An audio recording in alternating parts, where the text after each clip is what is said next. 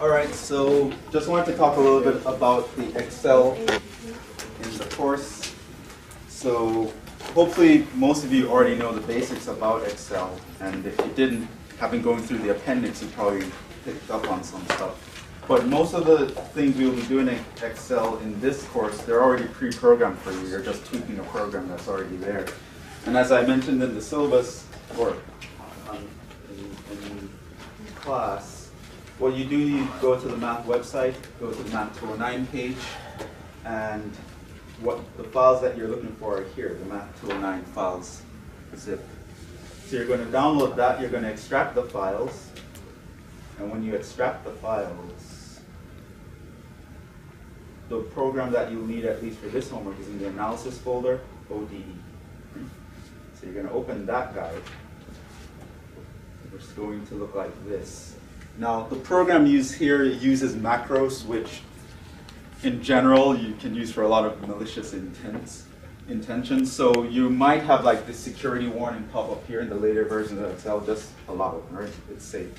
And you can just move on. In older versions of Excel, you might have to go somewhere else and say enable macros. But once everything's enabled and everything's set up, this is what you would see. And so now let's look at like problem 17, right, where it says consider the initial value problem y prime equals y squared minus t, and you have that initial condition, and you actually want to sort of use Euler's method, 100 subintervals on the interval 0 to 30 to approximate the y value at 30. So how you do that is you would click to enter data, and that's where you get that ODE editor that was in the textbook. And you're pretty much going to enter the formula that you're given for the derivative here, right? And you enter the initial time where you start here, the final time when you start there, and the initial y value, how many subintervals you want. You can also select if you want to use Euler's method or modified Euler's method, right? So in part A of 17, our function was y squared minus t. Oh, by the way, how you type in the formula here is actually pretty important. For example, multiplication you have to do the asterisk. So in the future, if you have something like x times y or t times y, you have to put t star y, right? So it'll matter. So don't just put ty, it won't work. But here it's y squared minus t, right? We're on the interval 0 to 30, which means the initial time is 0, the final time is 30. So I'll just go here and enter 30. The initial y value we are given is 0.5, so I'd go there and I'd enter 0.5. And it actually uses 100 subintervals. So I type in 100. I want to use Euler's method, and then you just click OK. And that's basically it. So this is what the graph of the solution would look like, right? And so you know when you hit 30, your y value should be somewhere, from this graph it looks like it's somewhere around minus 0.6. To figure out what the value is, you would simply look in this column. What is the approximate value? Right? So you can scroll down, right? And you see that when x is 30, that is the answer for your y, approximately. If you know the exact formula for the solution, you could actually input it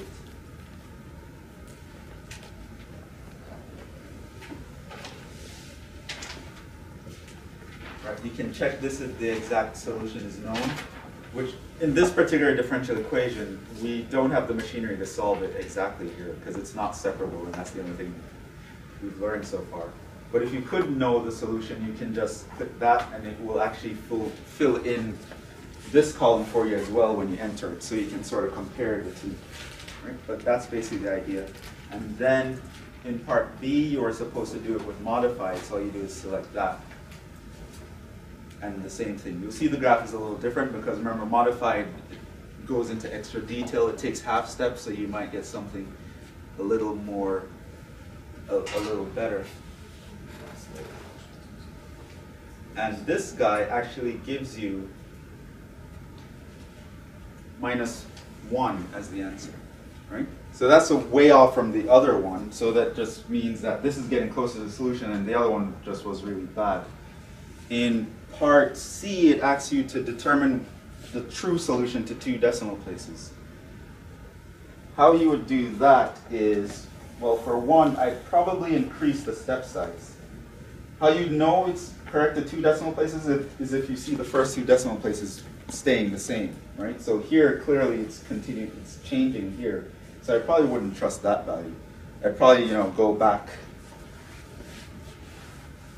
If I wanted to get something more, a better approximation, I'd probably just increase the subintervals. How about I put 1,000?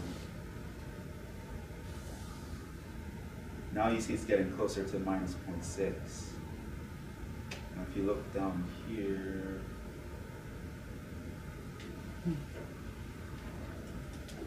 so you see for a while, I have 0.46 repeating, right?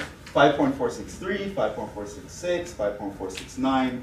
It's clear that 0.46 is the first 2 decimal places because it's not getting any better at that point.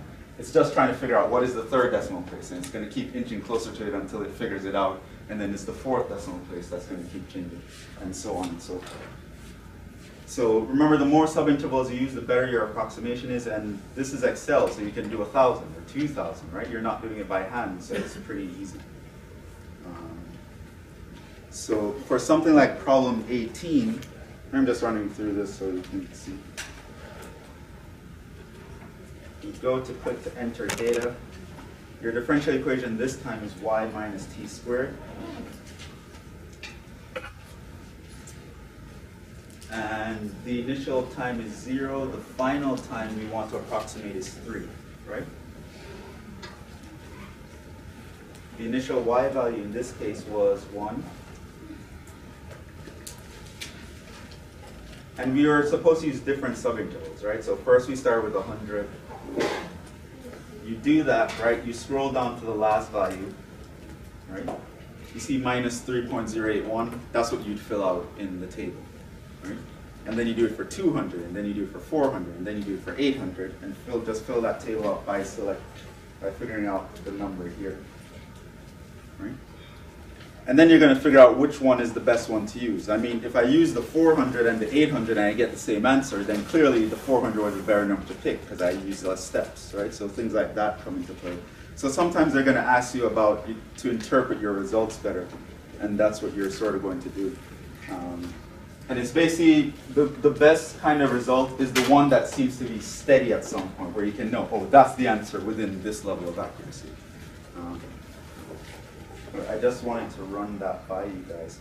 Were there any other questions when you were doing this Excel homework? Like, did you have trouble with something? Yeah. I mean, I didn't do 17 to 19 because I didn't know how to do it, so it's okay if we can. There is no class on Monday is President's Day. And there are no classes tomorrow either, so don't show up if you have class on Thursday. And you can just email it to you. Well, technically I wanted the electronic copy and the hard copy, but email this to me by today and it'll be okay. Right? But that's how you do it. You go to the website, you download the package, open the analysis folder, ode.xls. This is the program you're going to be working with. Right? And you enter your data by going here, and you answer the questions based on what's there. And it'll tell you specific on what to print. So like in problem 17, it asks you to print the graph.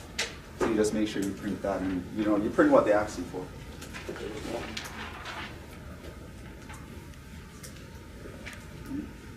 So I guess that's it. So 17 through 19 would use this. What do they mean by like in part? By like t by root t0? Does that mean just? Oh, the root means you want to estimate where the y value gives you 0. So what you do is you go into the y value and you sort of search until you hit 0. Right, see like here, see t hits 0 around here.